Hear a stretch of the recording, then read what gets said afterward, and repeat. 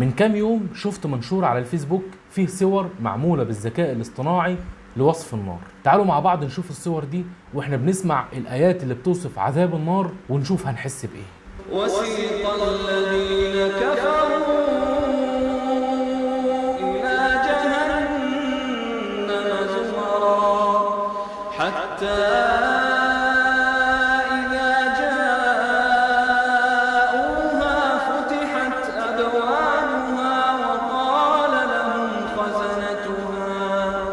وقال لهم خزنتها ألم يأتكم رسل منكم يتلون عليكم آيات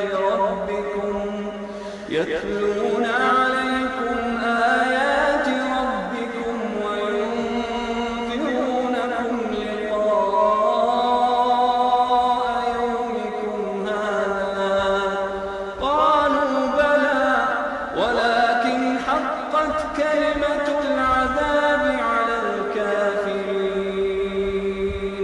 قيل ادخلوا أبواب جهنم خالدين فيها فبئس مثوى المتكبرين.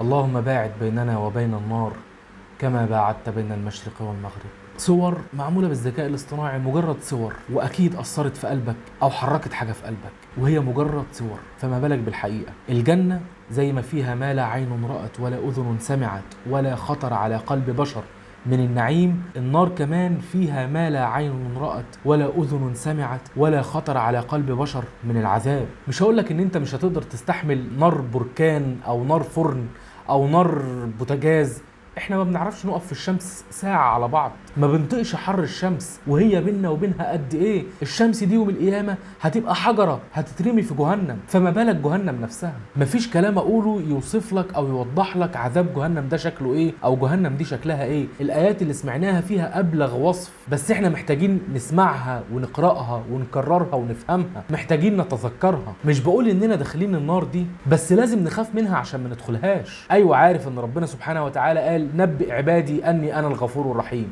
بس قال بعدها وأن عذابي هو العذاب الأليم.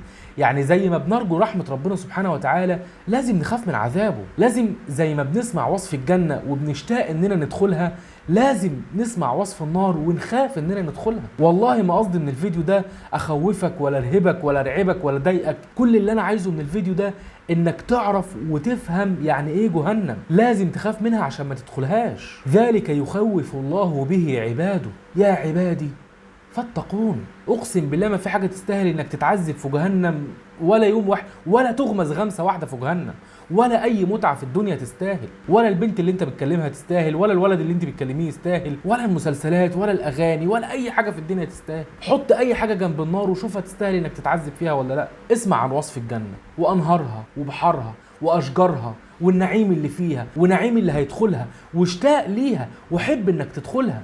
بس برضو اسمع عن وصف النار وعذابها وعذاب اللي هيدخلها وخاف انك تدخلها، لانه والله ما في حاجة في الدنيا تستاهل انك تدخلها. الصور اللي انت شفتها دي مجرد صور ولا تمت لجهنم بصلة. جهنم مش مجرد نار او حفرة والناس هتترمي فيها وخلاص. جهنم دي كائن حي ليه زفير وشهيق، بيتنفس بيثور وبيغضب، كائن بيتغذى على العصاة والمشركين بالله. فاوعى تكون منهم.